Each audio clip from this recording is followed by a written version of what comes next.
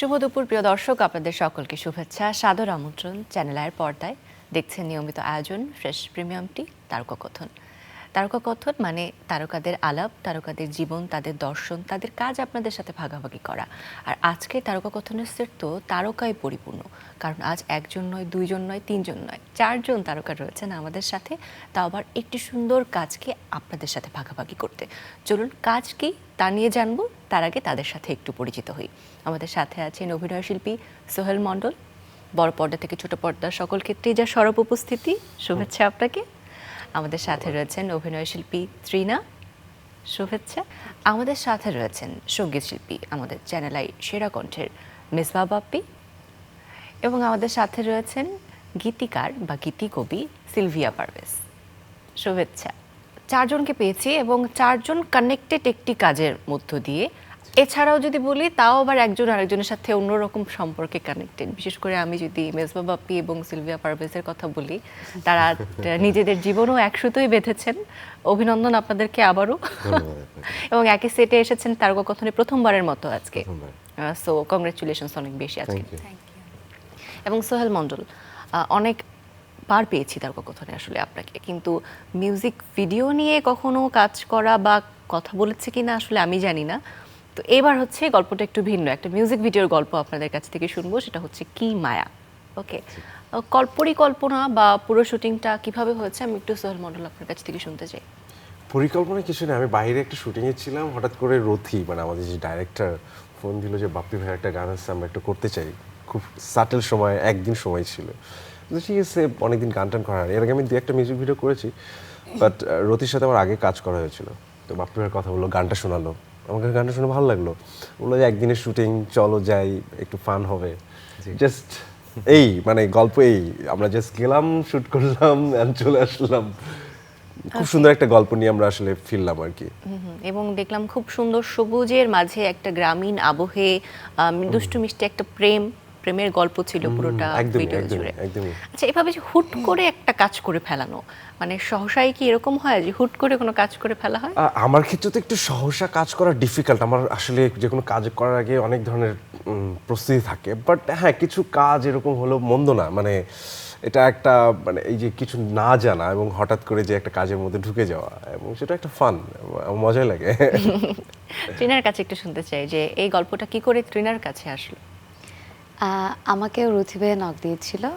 আমাকে গানটা শোনানোর পরে আমি ডিসিশন যে নেই যে আমি কাজটা করব, কারণ গানটা শুনে আমার কাছে এত ভালো লেগেছে যে গানটা মনে হয়েছিল যে অন্য কেউ করলে পরে আমার আফসোস লাগবে, এই জন্য এই কাজটা করা।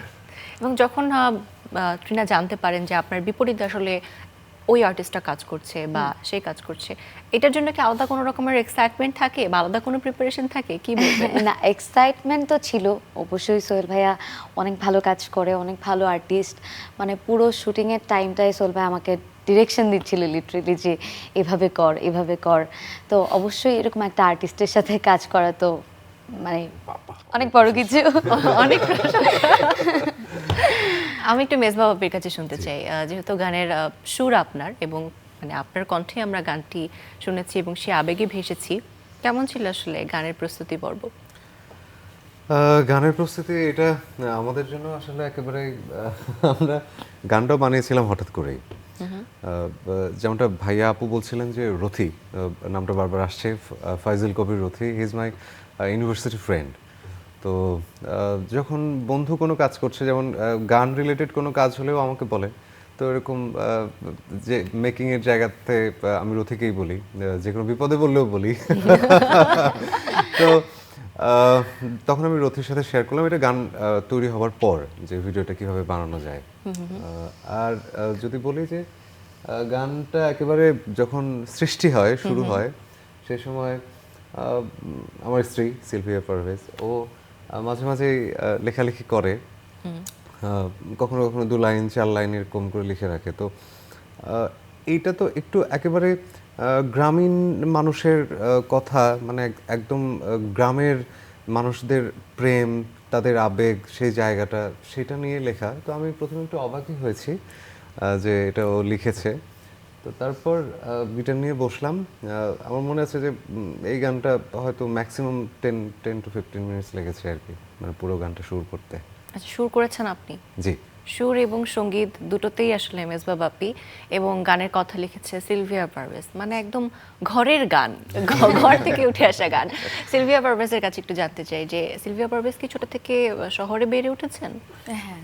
তাহলে এই যে গ্রামের প্রেম এবং গ্রামের মানুষদের প্রেমের যে অনুভূতি বা যে অনুরণন হওয়ার যে প্রবণতা, এটা আসলে কিভাবে হিট করলো নিজের মাথায়? আমার মানে হোম টাউন হচ্ছে বগুড়াতে, ওটা মফস্বল এলাকা প্লাস শহরও বলা চলে।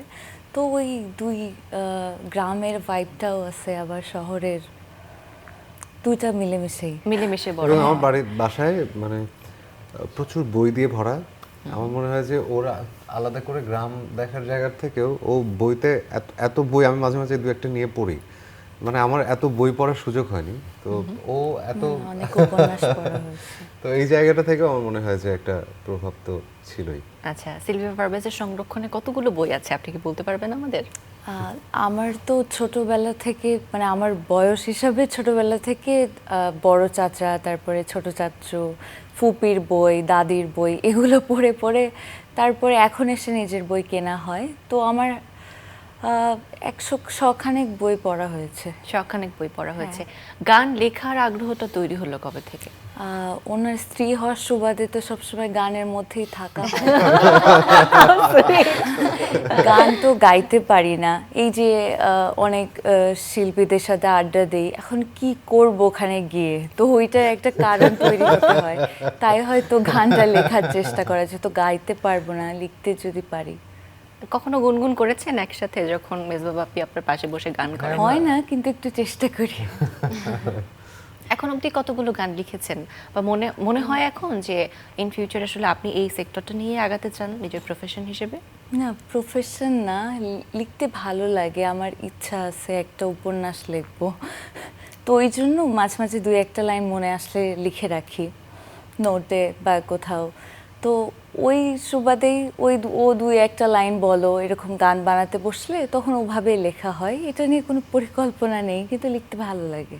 কিন্তু এই যে যখন আজকে আমি সম্বোধন করলাম, সম্বোধনের শুরুতে কিন্তু আমি বলেছি যে গীতিকার বা গীতিকবি সিলভিয়া পারভেজ আছে, এই পরিচয়টা শুনতে আসলে কেমন লেগেছে একটু যদি জিজ্ঞেস করি? মানে নতুন অভিজ্ঞতা, ভালো লাগছে, মানে বুঝতে পারছি না। এখনো বুঝতে সময় লাগবে।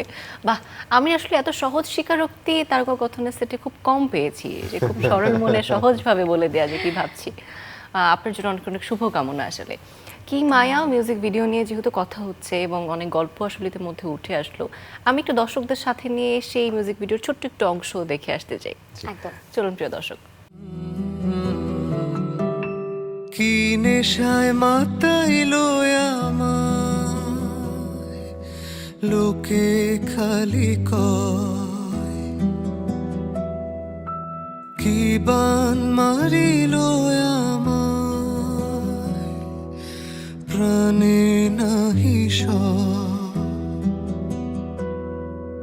কি নেশায় মাতাইলো আমায়, কি বান মারিলো আমায়, প্রাণে নাহি সয়, প্রাণে নাহি সয়। কি মায়ায় কোন সেটানে বাঁধা সব তোমারই পানে, আহা কি মায়ায় কোন সেটানে বাঁধা সব তোমারই পানে।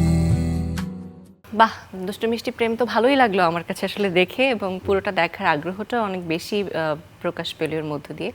সোহেল মণ্ডল, বড় পর্দায় কাজ করা, আবার ছোট পর্দায় কাজ করা, আবার মিউজিক ভিডিওতে কাজ করা, মানে আমরা জানতাম আগে যে বড় পর্দায় যারা কাজ করেন তারা আসলে ছোট পর্দা মিউজিক ভিডিওতে তেমন একটা কাজ করতে চান না বা স্বাচ্ছন্দ্য বোধ করেন না। আবার বিভিন্ন থাকে না, প্ল্যাটফর্ম থাকে এক একজন অভিনয় শিল্পীর বা আর্টিস্টের। আপনি কি এটাতে বিশ্বাসী নন? বড় পর্দা তো মিউজিক থাকে, মানে সব জায়গায় মিউজিকের একটা কন্ট্রিবিউশন আছে। ফিল্ম মেকিংয়ের পুরো পার্টটাই হচ্ছে মিউজিক অ্যান্ড হোল কমিউনিটি নিয়ে আসলে একটা কাজ হয়। সো বড় পর্দা ছোট পর্দার জায়গায় আসলেই আমার কোনো রকম কনফিউশন নাই, because I am the performer. মানে আমার কাজ হচ্ছে অভিনয় করা, পারফর্ম করা। সো সেটা বড় পর্দা ছোট পর্দা সেটা ম্যাটার করে না, ম্যাটার করে কন্টেন্ট। আমি কি কন্টেন্ট বানাচ্ছি, আমি কি গল্প করছি বা কোন ধরনের কন্টেন্ট আমি করতে চাই, সেইটা হচ্ছে ম্যাটার করে। সো সেইটাতে আমি কনভিন্স হলে সেটা এখন কোথায় প্রজেকশন হচ্ছে সেটা একদমই ম্যাটার করে না, বিকজ অফ আমার কাজ হচ্ছে পারফরমেন্স করা। আমি যেখানেই পারফরমেন্স করি না কেন আমাকে ঠিকঠাক পারফরমেন্সটা করতে হবে, ডেলিভার করতে হবে, সেটা ছোটো পর্দা হোক বা সিনেমা হোক বা মিউজিক ভিডিও হোক। আমি যদি ডেলিভার করি দেন ওটা অথেন্টিক লাগবে, ওটা মানুষ পছন্দ করবে। So it's not about the platform, it's about the content, it's about the performance. বাহ, খুব দারুণ করে বলেছেন। আসলে শিল্পী সত্তা যারা নিজের একেবারে। ভেতরে ধারণ করেন তারা এভাবেই চিন্তা করেন।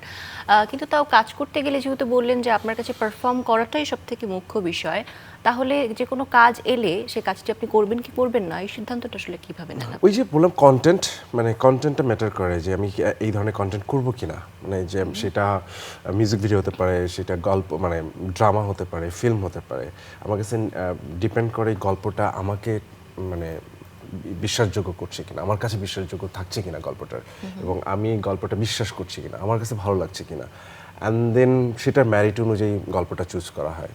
অ্যান্ড ওখানে আমি কি করছি, আমার কাজের জায়গাটা কতটুকু, আমি কতটুকু কন্ট্রিবিউট করতে পারবো, সেটা আমাকে ইন্সপায়ার করছে কিনা, সেইটার উপর ডিপেন্ডস করে আর কি কাজ করার ক্ষেত্রে। এছাড়া আসলে অন্য কোনো কিছু আপনাকে কখনো প্রভাবিত করে? হ্যাঁ, অবশ্যই টিম, মানে আমি কাদের সাথে কাজ করছি, যে গল্পটা করছি সে গল্পটা কারা বানাচ্ছেন, তারা আদৌ এটার সাথে কমিটেড কিনা, মানে গল্পটা করার জন্য কমিটেড কিনা। মানে আমরা তো অনেক ধরনের কাজ করতে চাই, বাট সেইটা এক ধরনের এক্সাইটমেন্ট আছে, আবার এক ধরনের প্রফেশনালিজম আছে, কতটা প্রফেশনাল তারা সেই কাজটা করার ক্ষেত্রে, সেইটা অবশ্যই ম্যাটার করে। আবার অনেক সময় থাকে বাজেটের ব্যাপার থাকে, যে আমরা জানি যে অনেকে ভালো কাজ করেন, আবার কিছু কাজ থাকে যেটা বাণিজ্যিকভাবে সফল হবে কি না হবে, এরকম একটা ক্যালকুলেশনও কিন্তু যে কোনো আর্টিস্ট হয়তো ভেবে থাকেন। আপনি কি কখনো এটা কাউন্ট করেছেন যে একটা কাজ আসলে বাণিজ্যিকভাবে কত আমাদের সফল যে হবে? কাজ এখানে সব জায়গায় এই কাজটা করতে গেলে বাজেট লাগে। মানে এইটা বলতে গেলে আমরা সবাই বলি যেটা রাজকীয় কাজ, মানে এটার কোনো গরিবী কোনো বিষয় নাই, মানে আপনি এখানে কিছু করতে গেলে আপনার ইনভেস্টমেন্ট লাগবে। তো সেইটা খুবই বেসিক, ইনভেস্টমেন্ট লাগবে, কিন্তু ইনভেস্টমেন্টের জন্য কন্টেন্ট হয় নাই ঠিকঠাক, সেইটার আমি নিতে চাই না, মানে বলতে চাই না, মানে সেইটা আসলে এক ধরনের গা বাঁচানো কথাবার্তা। মানে আমার কন্টেন্টটা হয় নাই বিকজ আমি ভালো বাজেট পাইনি, এটা হয়তো খুবই সার্টেন টাইম, কিছু ক্ষেত্রে হয়তো সেটা ম্যাটার করে, কিন্তু বেশিরভাগ ক্ষেত্রে আসলে ওই কন্টেন্টটা বানানোর ডেডিকেশনটা আসলে ইম্পর্টেন্ট। যে আমি একটা ভালো গল্প লিখছি, একটা ভালো গল্প বানাতে পারি আমি, দেন ওখানে আমি হয়তো কিছু জিনিস কম্প্রোমাইজ করছি because of the budget, but বাজেটের কারণে আমার কন্টেন্টটা হয় নাই ঠিক মতো, সেটা আসলে খুবই লেম এক্সকিউজ। এটা আমার কাছে মনে হয় যে বাজেট খুব একটা ম্যাটার করে না, যদি আপনি ঠিকঠাক আপনার কন্টেন্টের প্রতি বিলিভেবল থাকেন, মানে অথেন্টিক থাকেন। কারণ আপনার কন্টেন্ট যদি 5 টাকার বানানো যায়, আপনার ওর মধ্য থেকেই চিন্তা করতে হবে। আর যদি আপনি দেখেন আপনার বাজেট আছে, আপনি পাচ্ছেন, বা আপনি কন্টেন্টকে সেইভাবে সেল করতে পারছেন, তাহলে নিশ্চয়ই সেখানেও বাজেট পাবেন আপনি ভালো, মানে সেটা দিয়ে আপনার কন্টেন্ট হয়ে যাবে। সো বাজেট আমার মনে হয় না খুব বেশি ক্ষেত্রে এটা প্রবলেম ক্রিয়েট করে। প্রবলেম ক্রিয়েট হয় যে আমরা কি থিঙ্কিং করছি, কি কোন প্রসেসে আমরা কাজটা করছি, আমি কোন গল্পটা করছি সেটা আমি ঠিকঠাক মতো বানানোর জন্য আমি প্রস্তুত কিনা। বাহ, খুব সুন্দর। ট্রিনার কাছে একটু শুনতে চাই যে আসলে নিজের অভিনয়ের জার্নিটা আসলে আপনার এখন কেমন চলছে?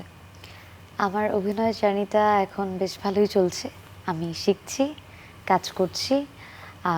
আসলে আমার অভিনয়ের জার্নিটা এখন পুরোটাই শেখার। আমি এখন একদম শিখছি।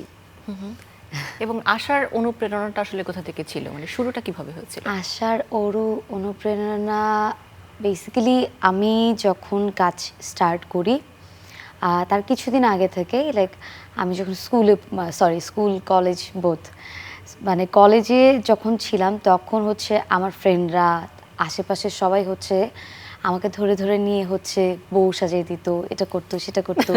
তো সবাই বলতো যে তোমাকে অনেক সুইট লাগে, বউ সাজলে ভালো লাগবে। তো তখন যখন এই ব্যাপারগুলো আসতো তখন আমার মনে হতো যে না, আমি অভিনয় করতে পারি, আমি যদি ট্রাই করি। তো তখন হচ্ছে আমার এক ফ্রেন্ডের সাথে আমি প্রথমবার হচ্ছে অপূর্ব ভাইয়ের একটা কাজ দেখতে আসি। তো দেখতে আসে আমার খুব ভালো লাগে, তখন আমি ইন্সপায়ার হই যে আমিও কাজ করব। এরপর থেকে আসলে সবার সাথে পরিচয় হয়ে কাজ করা স্টার্ট হয়। এবং এখন পর্যন্ত যদি কাজের সংখ্যা বলি তাহলে কত এসে দাঁড়াবে মনে আছে? 19-20টা হবে। 19-20টা হবে। হ্যাঁ, খুব বেশি আচ্ছা, হয়নি কাজ।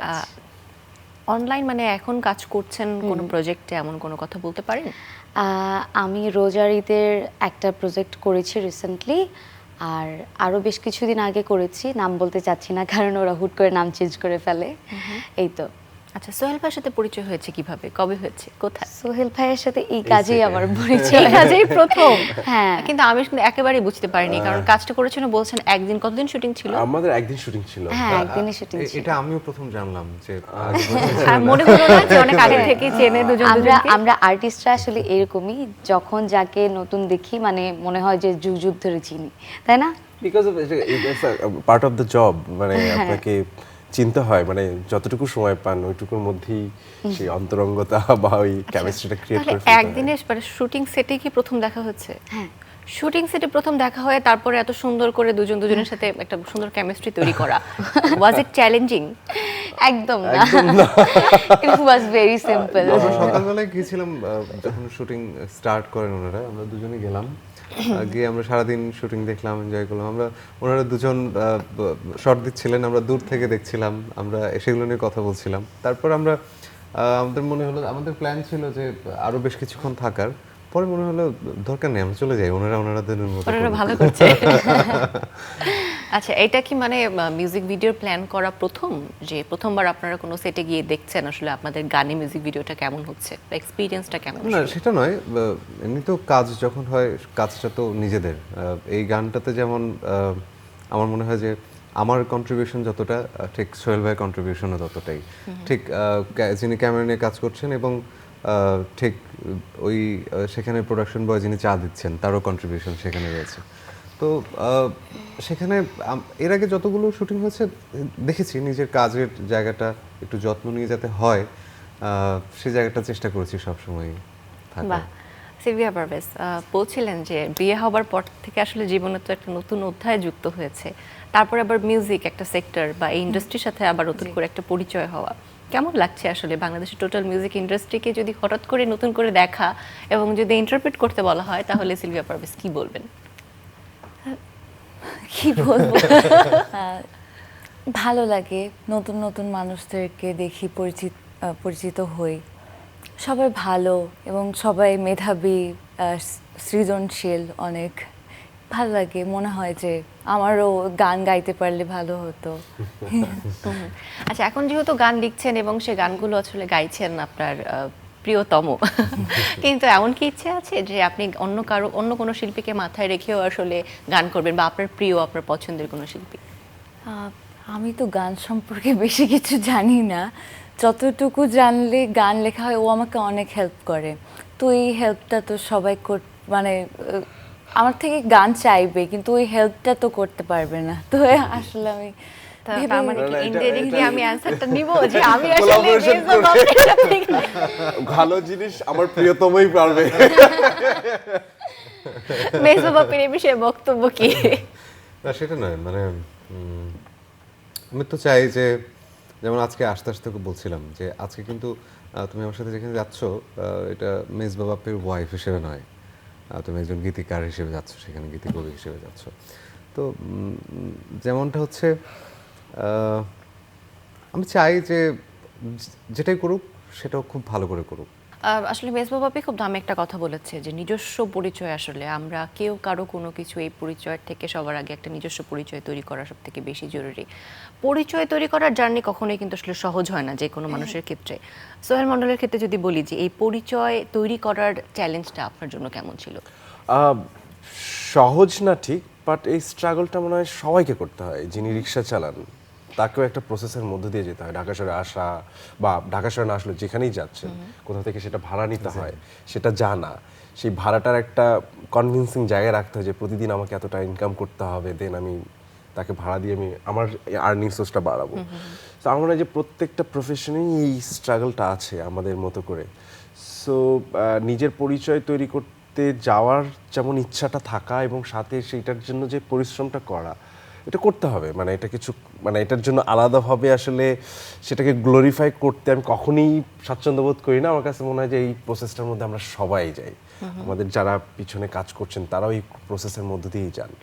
সো মানে এটা ওইটাই কি একটু ডিফারেন্ট না যে অভিনয় জগৎটা তো আসলে খুব আলোক উজ্জ্বল একটা জায়গা এবং সবাই স্বপ্ন দেখে আসলে কোনো না কোনো সময় যে আমি এরকম পরিচিত হব, মানুষের ভালোবাসা পাবো বা জনপ্রিয়তা পাবো, সেখানে এই স্ট্রাগলটা বা এই চ্যালেঞ্জটা আমার কাছে সবচেয়ে বড় প্রধান বিষয়টা হচ্ছে আমি এটা বাকিদের কথা আমি বলতে পারবো না, আমি আমার কথা বলতে পারি যে আমি প্রথমত আসলে অভিনয়টা করতে চাইছি যখন থেকে আমার অভিনয়ের প্রতি প্রেমটা আসছে, ওটা আমি নিজের জন্য করতে চাইছি। মানে এটা কাউকে দেখাতে হবে, বাট প্রফেশনটা এরকম যে এটা কেউ না কেউ দেখবে, কারণ একজন থাকবেন, একজন পারফর্ম করবেন, দেন এটা কেমিস্ট্রিটা তৈরি হবে বা শিল্পটা তৈরি হবে। তো সেইটার জন্য হয়তো অডিয়েন্সকে দেখানো, বাট আমার প্রথম এটাই ছিল আমি নিজে এনজয় করতে চাই। আমি যে প্রফেশনটাই কাজ করতে চাই সেই কাজটা আমি নিজে এনজয় করতে চাই। তো অভিনয় করার যখন করতে আসি এবং যখন এটার প্রতি প্রেমটা তৈরি হয়, আমি অভিনেতা হব এটা আমার কোনো ডিসিশন ছিল না, মানে এটা কোনো ইচ্ছাকৃত প্রফেশন না, মানে জাস্ট থিয়েটার করতে করতে এটার প্রতি একটা প্যাশন তৈরি হয়, প্রেম তৈরি হয় এবং অভিনয়টা করতে পারছি সেই কনফিডেন্টটা তৈরি হয়, অ্যান্ড দেন আমি ফিল করি যে না, এটা প্রফেশন হিসেবে নেওয়া যেতে পারে। এইভাবেই অভিনয় চর্চার সাথে আমি জড়িত। সো আমার স্ট্রাগলটা এইভাবেই গেছে, অ্যান্ড দেন তারপরে ওইটার মানে ওইটা আগে নিজেকে কনভিন্স করতে চাইছি যে আমি আসলে অভিনেতা হতে পারছি কিনা বা এই প্রসেসটার মধ্যে আমি আছি কিনা। এখনো তো ওইভাবে নিজেকে আসলে অভিনেতা বলতে খুব সংকোচ হয়, কারণ খুব একটা কিছু করতে পারি নাই, মানে এটা একটা লম্বা প্রসেস এবং শেষ দিন পর্যন্ত এটা করে যেতে হবে বা শিখে যেতে হয় আর কি। অভিনয় কলাটাই এরকম, প্রতিনিয়তই আপনি কিছু না কিছু যুক্ত হবে আপনার পারফরমেন্সের সাথে। সো সেই জায়গা থেকে আমি এনজয় করছি, এটা হচ্ছে ম্যাটার করে। এবং পরিচিতি পাওয়ার যে স্ট্রাগল, হ্যাঁ স্ট্রাগলটা আছেই। আমরা সবাই আমারই পরিচিত, আমাদের চারপাশে অনেক ভালো ভালো অভিনেতা আছেন, মানে হয়তো সেই পরিচিতিটা মানে অ্যাকসেপ্টেন্সটা হয় তৈরি হয়নি, বাট সেই অভিনেতা না, সেও অবশ্যই অভিনেতা। আমি আসলে ওই জোনটায় থাকতে চাই, কারণ ওই জোনটায় থাকলে অন্তত অনেক বেশি মাটির কাছে থাকা যায় এবং অনেক বেশি এক্সপেকটেশনের বাইরে থেকে নিজের কাজটা এনজয় করা যায়। তো সেই প্রসেসটার মধ্যে থাকতে চাই এবং পরিচয়ের যে স্ট্রাগল এটা আমি স্বীকার করি, বাট সেটার ভিতরে ডুবে যেতে চাই না। ওয়ান্ডারফুল থটস, আসলে খুব খুব সুন্দর। শ্রীনার কাছে যদি সেই একই প্রশ্ন থাকে যে আপনার কাছে আসলে এখন তো অভিনয় শুরু করার পরে অনেক খ্যাতি বা যশ রয়েছে, মানুষ চেনে বা রেকগনাইজ করে, এই পরিচয়টা তাহলে আপনার কাছে কেমন লাগে? আপনার কাছে বিষয়টা কেমন? আসলে আমার কাছে অনেক ভালো লাগে যখন আমি অনেক সময় এরকম হয় যে আমি কোনো একটা কিছু কেনার জন্য বাইরে বের হয়ে যাই, আমি অনেক সময় মাস্ক পরি না, তো আমাকে মেকআপে একরকম লাগে, মেকআপ ছাড়া আরেক রকম লাগে। এটা অনেকেই স্বীকার করতে চায় না, বাট আমাকে ডিফারেন্ট লাগে, আমি এটা জানি। আমাকে মেকআপ ছাড়া অনেক বেশি ছোট ছোট লাগে, এটা সবাই বলে, মানে একদম পিচি পিচি লাগে। বাট তারপরও অনেক সময় মেকআপ ছাড়া আমি যখন বাসার থেকে বাইরে যাই তখন অনেকেই চিনে যায়, যখন আমি মাস্কটা খুলি বা একটু সাফোকেটেড লাগে তখন অনেকেই চিনে যায়, একটু কথা বলে বা এসে বলে যে আপনার অমুক নাটকটা দেখেছি। তখন আসলে ভালো লাগে, মানে কেন ভালো লাগে আসলে এই ভালো লাগার কোনো আমি কারণ খুঁজে পাই না, কিন্তু খুব ভালো লাগে যে একটা মানুষ এসে আমাকে বলছে আপনার ওই কাজটা দেখে আসলে আমার খুব ভালো লাগছে। খুবই ভালো লাগে, এটা আসলে প্রকাশ করার মতন না। বাহ, আসলে এই ভালো লাগাগুলো আসলে খুব প্রিটি এবং প্রেশিয়াস। কিন্তু আমরা ছিলাম কিন্তু আজকে মিউজিক ভিডিওর গল্পে, গানের গল্পে, এবং যেহেতু শুরু করেছি গানের গল্পে, আজকে আয়োজন থেকে বিদায় নিতে চাই আমরা সেই গানের সাথে। বেজবা বাপ্পি রয়েছে, সাথে রয়েছে গিটার, তার সহধর্মিনী রয়েছেন এবং রয়েছেন মিউজিক ভিডিওতে কাজ করা দুইজন প্যাকেজ। এই প্যাকেজ সকলকে সাথে নিয়ে একটা গান শুনতে শুনতে আজকে বিদায় নিতে চাই। দর্শক, এই ছিল আমাদের গানের গল্পে আনন্দে আজকের আয়োজন। আশা করি আপনাদের ভালো লেগেছে। পুরো গানটি দেখতে অবশ্যই ইউটিউবে চোখ রাখবেন, কি মায়া লিখে সার্চ করলে আপনাদের সামনে এসে যাবে সুন্দর এই গানটি। চলুন আমরা একটি গান শুনতে শুনতে আজকের আয়োজন থেকে বিদায় নিই। সকলে ভালো থাকবেন, সুস্থ থাকবেন। এই শহরের সব কৃষ্ণচূড়া তোমায় দিলাম, আর কেউ ছুঁয়ে দেখবে না, বিনিময়ে তুমি আমার, তোমায় নিয়ে আর কেউ ভাবে না। তোমায় দেব মিষ্টি বিকেল, তুমি আমি এক কাপ চা, তুমি চাইলেই গাইব গান, তোমার কানে অলোকানন্দা। ওগো প্রিয় তুমি আমার থেকে যেও, ওগো প্রিয় তুমি আমার থেকে যেও।